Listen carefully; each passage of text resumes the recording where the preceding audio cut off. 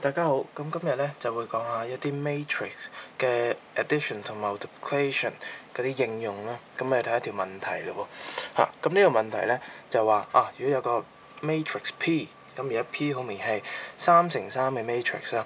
佢叫我哋做兩樣嘢，第一個係 prove P 3次減 2P 2次減 P 加 I 係等於0嘅。第二個係 hence 我哋要揾個 P inverse 出嚟，係啦。好啦，咁點做咧？其實都唔係複雜嘅，跟住去做就得啦。咁首先 A part 咧，佢要我哋咁樣加出嚟咧。咁我哋首先要知道何謂 P 3次，何謂 P 2次，係啦。咁其實咧 P 2次咧就係兩個 P 相乘啦。sorry， 咁寫翻啲數出嚟先嚇。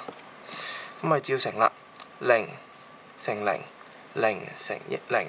1乘1，所以第一個 result 係1啦。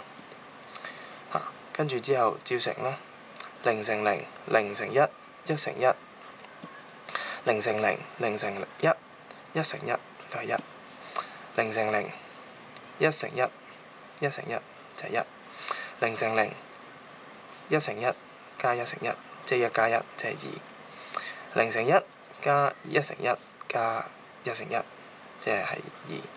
1乘1加1乘0加1乘0加1乘1，咁即係1啦。1乘0加1乘1加1乘1，即係2啦。1乘1加1乘1加1乘1，咁即係3啦。原來 P square 係咁啦。咁如此類推 ，P 3次係點呢？ P 3次好明顯就係 P 2次乘 P 1次咧，或者我再寫翻乘翻 P 1次，咁即係111、122、123。乘翻呢個001、011、111啦。好啦，咁都係照乘嘅。1乘0、1乘0、1乘1，咁即係1啦。1乘0、1乘1加1乘1，即係1加1，即係2啦。1乘1加1乘1加1乘1，即係1加1加1，即係3啦。1乘0、2乘0、2乘1，咁即係2啦。1乘0、2乘2、2乘2，即係2加2，即係4啦。1乘1加2乘2加2乘2，即係1加4，1加2加2，即係5啦。1乘0、2乘0、3乘1，咁即係3啦。1乘0、2乘1、3乘1，即係2加3，即係5啦。1乘1加2乘1加3乘1，即係1加2加3啦。咁即係6啦。OK，咁我哋而家嘗試寫佢出嚟。P 3次減2嘅 P 2次減 P 加 I 等於幾多呢？咁就係1、2、3、2、4、5、3、5、6，減翻兩個 P 2次，咁乘翻個2入去啦，就變成222、244、246，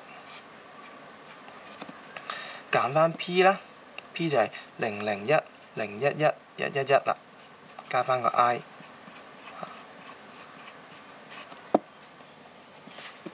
好啦，睇翻1減2減0加1，即係1減2加1，即係0啦。2減2減0減0，即係2減2啦，都係0。3減2減1減0，都係0。咁如此類推啦，呢個就會係2減2啦。跟住呢度係4減4加1減1，跟住呢度係5減4減1，跟住3減2減1。跟住就係5減4減1，跟住係6減6加1減1，咁所以答案呢就係0晒㗎啦。係啦，就係咁樣。咁好啦 ，Part B 我哋就要揾 P inverse 嘅。咁但係 P inverse 呢，嗱，我哋一般呢揾 P inverse 其實有條 formula 㗎嘛。咁但係佢而家話明係要 hence 咧，我哋就唔可以用我哋用開嗰條 formula 去做啦，我哋就要另外啲 technique 去做啦。咁好啦，咁咧其實我哋要揾個 P inverse 之前咧，我哋要 prove P inverse exist 先嘅。咁要 prove P inverse exist 咧，我哋要證明呢個唔係0啦，即係 determinant of P 唔係0啦。咁 determinant of P 係幾多咧？呢個就係 determinant of P 啦。咁咧乘翻出嚟就係0乘1乘1，即係0啦。0乘1乘1都係0，0乘1乘1都係0，減翻1乘1乘1，減翻1乘1乘0，減翻1乘0乘0，咁即係答案係負1嘅。幫我寫翻出嚟。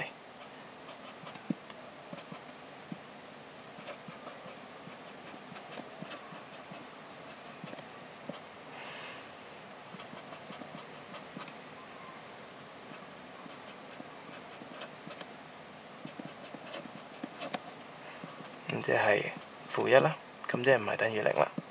咁所以咧 P inverse 咧就 exists 啊。咁好啦 ，P inverse exists，我哋可以點做咧？我哋用 hence 我哋喺 part A 咧就做咗一樣咁嘅嘢嘅。因為 P inverse exists 咧，我哋成條公式成個 P inverse 上去，咁當然呢個咧係要記嘅技巧嚟㗎啦。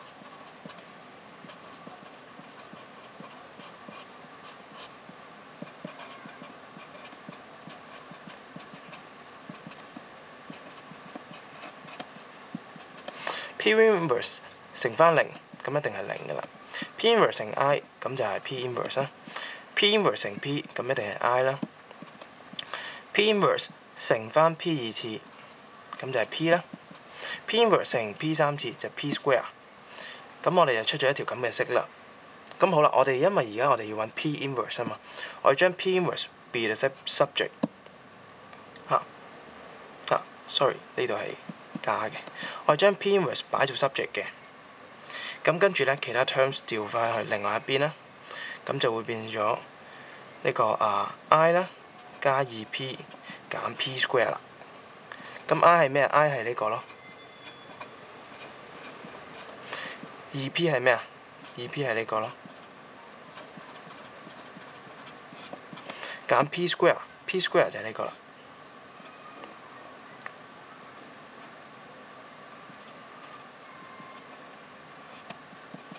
好啦，咁計翻啲 term 之後咧，個答案咧就係呢個。